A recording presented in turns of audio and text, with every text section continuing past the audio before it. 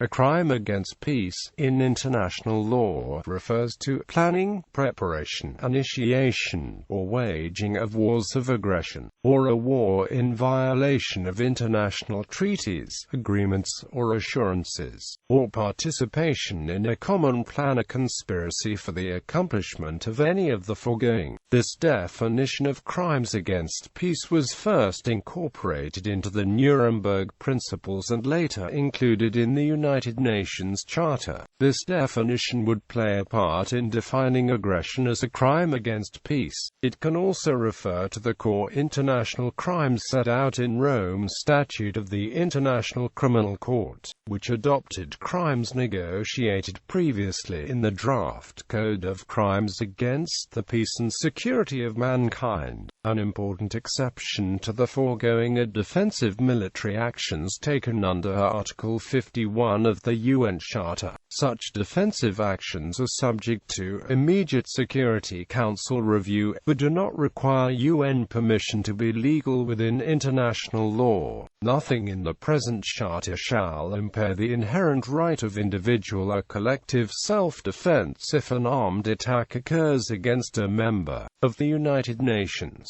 The Security Council will determine if the action is legally the right of individual or collective self-defense, or it may appoint another UN organ to do this. Definition. No legal authority exists for the definition of the terms territorial integrity, political independence, and sovereignty. However, the face value would seem to disclose the following. The territorial integrity rule means that it is a crime of aggression to use armed force with intent permanently to deprive a state of any part or parts of its territory, not excluding territories for the foreign affairs of which it is responsible. The political independence rule means that it is a crime of aggression to use armed force with intent to deprive a state of the entirety of one or more of the prerequisites of statehood, namely, defined territory, permanent population, constitutionally independent government, and the means of conducting relations with other states. The sovereignty rule means that it is a crime of aggression to use armed force with intent to overthrow the government of a state or to impede its freedom to act unhindered, as it sees fit, throughout its jurisdiction.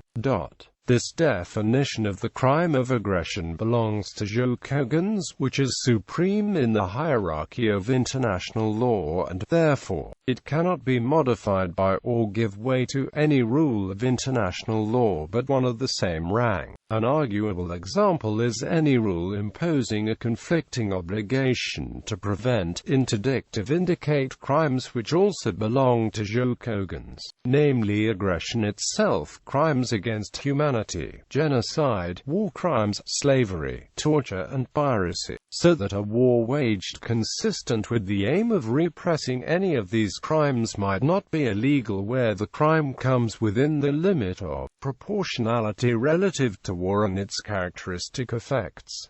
Kellogg-Briand Pact. In 1928, the Kellogg-Briand Pact, known as the General Treaty for the Renunciation of War, said, "The high contracting parties solemnly declare in the names of the respective peoples that they condemn recourse to war for the solution of international controversies, and renounce it as an instrument of national policy in the relations with one another. If a nation does not register with the UN as recognizing the Kellogg-Briand Pact, even if the nation had signed it, the UN cannot hold a claimed violation of the Kellogg-Briand Pact to be a violation of international law. The interpretation of Article 102 is reserved to the Security Council, so it is possible that a crime against peace might be found by the Security Council, regardless.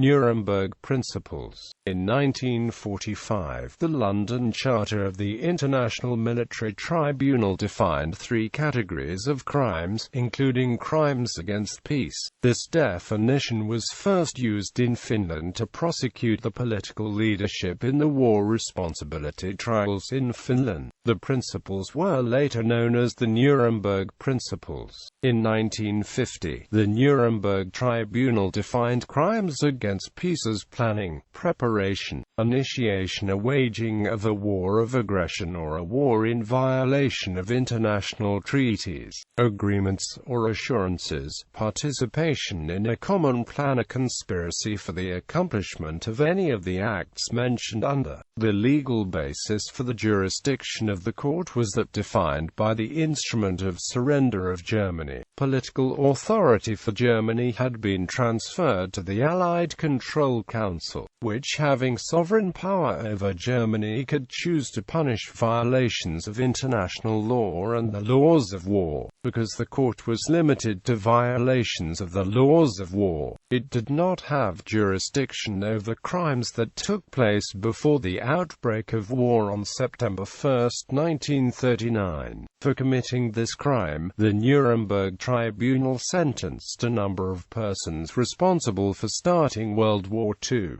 One consequence of this is that nations who are starting an armed conflict must now argue that they are either exercising the right of self-defense, the right of collective defense, or, it seems, the enforcement of the criminal law of Zukogens. It has made formal declaration of war uncommon after 1945. During the trial, the chief American prosecutor, Robert H.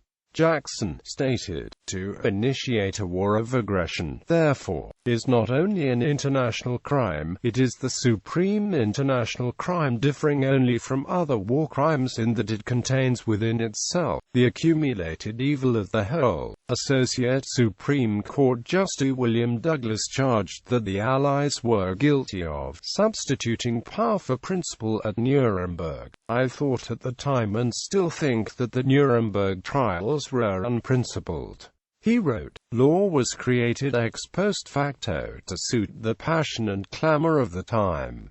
United Nations Charter. The first article of the United Nations Charter says, "The purposes of the United Nations are, to maintain international peace and security, and to that end, to take effective collective measures for the prevention and removal of threats to the peace, and for the suppression of acts of aggression or other breaches of the peace, and to bring about by peaceful means, and in conformity with the principles of justice and international law, adjustment to settlement of international disputes or situations which might lead to a breach of the peace, to develop friendly relations among nations based on respect for the principle of equal rights and self-determination of peoples, and to take other appropriate measures to strengthen universal peace." The interdiction of aggressive war was confirmed and broadened by the United Nations Charter, which states in Article 2, Paragraph 4 that all members shall refrain in their international relations from the threat or use of force against the territorial integrity or political independence of any state, or in any other manner inconsistent with the purposes of the United Nations. Article 33 The parties to any dispute, the continuance of which is likely to endanger the maintenance of international peace and security, shall, first of all,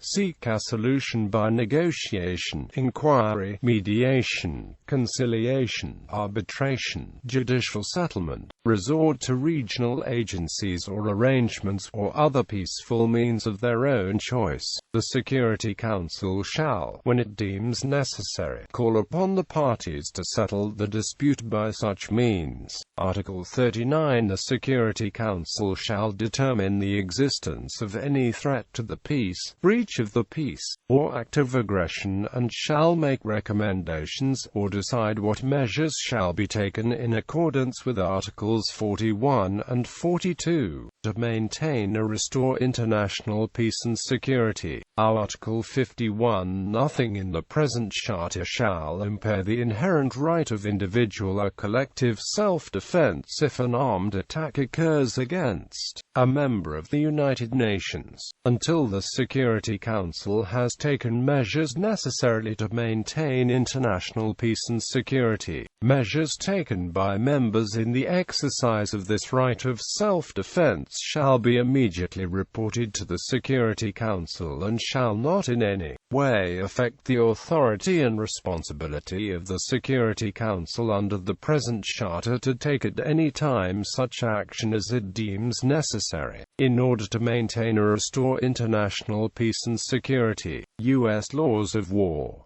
The U.S. Army's Law of Land Warfare states, 498, crimes under international law. Any person, whether a member of the armed forces or a civilian, who commits an act which constitutes a crime under international law is responsible therefor and liable to punishment. Such offenses in connection with war comprise a.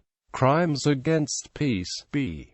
crimes against humanity, c. war crimes. Although this manual recognizes the criminal responsibility of individuals for those offenses which may comprise any of the foregoing types of crimes, members of the armed forces will normally be concerned only with those offenses constituting war crimes.